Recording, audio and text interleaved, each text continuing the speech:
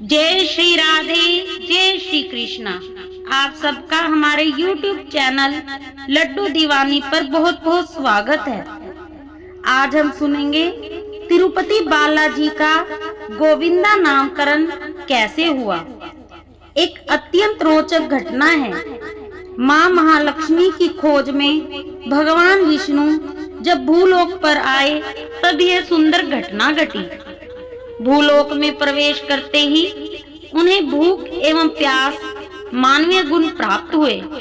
भगवान श्रीनिवास ऋषि अगस्त्य के आश्रम में गए और बोले, मुनिवर, मैं एक विशिष्ट कार्य से भूलोक पर आया हूँ और कलयुग का अंत होने तक यहीं रहूंगा। मुझे गाय का दूध अत्यंत पसंद है और मुझे अन्न के रूप में उसकी आवश्यकता है। मैं जानता हूँ कि आपके पास एक बड़ी गौशाला है, उसमें अनेक गायें हैं। मुझे आप एक गाय दे सकते हैं क्या? ऋषि अगस्त्य हंसे और कहने लगे, स्वामी, मुझे पता है कि आप श्रीनिवास के मानव स्वरूप में श्री विष्णु हैं। मुझे अत्यंत आनंद है कि इस विश्व की निर्माता और शासक स्वयं मेरे आश्रम पर आए हैं।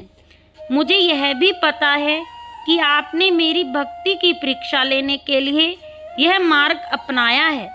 फिर भी स्वामी, मेरी एक शर्त है कि मेरी गौशाला की पवित्र गायें केवल ऐसे व्यक्ति को मिलनी चाहिए जो उसकी पत्नी संग यहाँ आए। मुझे आपको उपहार स्वरूप गायें देना अच्छा लगेगा, परंतु जब तुम मेरे आश्रम में देवी लक्ष्मी संग आओगे और गोदान देने के लिए पूछोगे तभी मैं ऐसा कर पाऊंगा। भगवान श्रीनिवास हंसे और बोले, ठीक है मुनिवर, तुम्हें जो चाहिए वह मैं करूंगा। ऐसा कहकर वे वापस चले गए। बाद में भगवान श्रीनिवास ने देवी पद्मावती से विवाह किया। विवाह के कुछ दिन पश्चात भगवान श्रीनिवास उनकी दिव्य पत्नी पद्मावती के साथ ऋषि अगस्त्य महामुनि के आश्रम पर आए, पर उस समय ऋषि आश्रम में नहीं थे।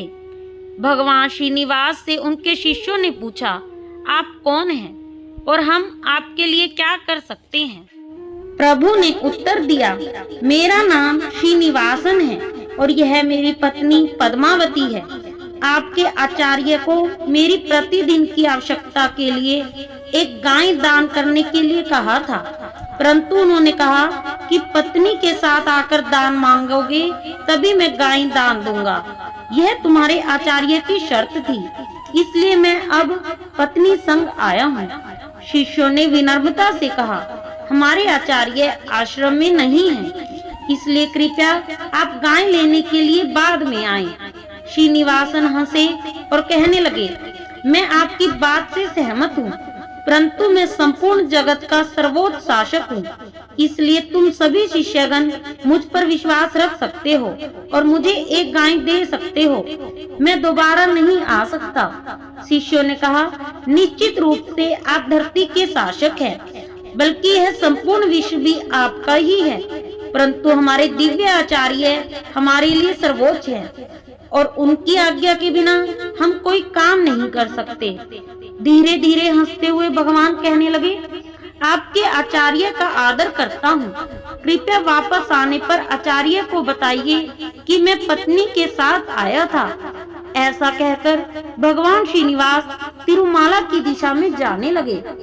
कुछ मिनटों में ऋषि अगस्त्य आश्रम में वापस आए और जब उन्हें इस बात का पता लगा तो वे अत्यंत निराश हुए। श्रीमन नारायण स्वयं माँ लक्ष्मी के संग मेरे आश्रम में आए थे। दुर्भाग्यवश मैं आश्रम में नहीं था, बड़ा अनर्थ हुआ। फिर भी कोई बात नहीं, प्रभु को जो गाय चाहिए थी वह तो देना ही चाहिए। ऋषि तुरंत गौशाला में दाखिल हुए।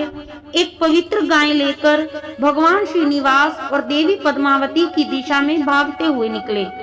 थोड़ी दूरी पर श्रीनिवास एवं पत्नी पद्मावती उन्हें नजर आए। उनके पीछे भागते हुए ऋषि तेलुगु भाषा में पुकारने लगे, देवा गोवु इंदा अर्थात स्वामी गाय ले जाओ।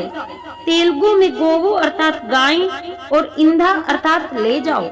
स्वामी गोवु इंदा, स्वामी गोवु इंदा, स्वामी गोवु इंदा।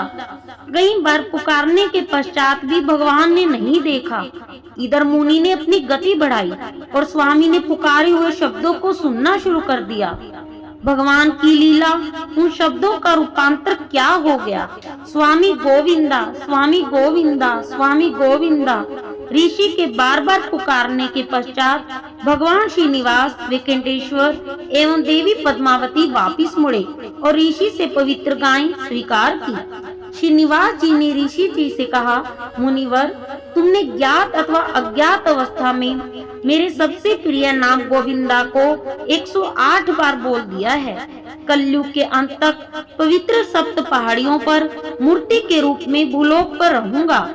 मुझे मेरे सभी भक्त गोविंदा नाम से पुकारेंगे। इन 7 पवित्र पहाड़ियों पर मेरे लिए एक मंदिर बनाया जाएगा और हर दिन मुझे देखने के लिए बड़ी संख्या में भक्त आते रहेंगे। भक्त पहाड़ी पर चढ़ते हुए अथवा मंदिर में मेरे सामने मुझे गोविंदा नाम से पुकारेंगे। मुनिराज, कृपया ध्यान दीजिए, हर समय मुझे इस नाम से पुकारे जाते वक्त तुम्हें भी स्मरण किया जाएगा, क्योंकि इस प्रेम भरे नाम का कारण तुम हो। यदि किसी भी कारणवश कोई भक्त मंदिर में आने में असमर्थ रहेगा और मेरे गोविंदा नाम का स्मरण करेगा, तब उसकी सारी आवश्यकता मैं पूरी करूंगा। 7 पहाड़ियों पर चढ़ते हुए जो गोविंदा नाम को पुकारेगा, उन सभी श्रद्धालुओं को मैं मोक्ष दूंगा। गोविंदा हरि गोविंदा वेंकट रमना गोविंदा, श्रीनिवासा गोविंदा वेंकट रमना गोविंदा। जय श्री राधे, जय श्री कृष्ण, जय कुंज बिहारी श्री हरिदास।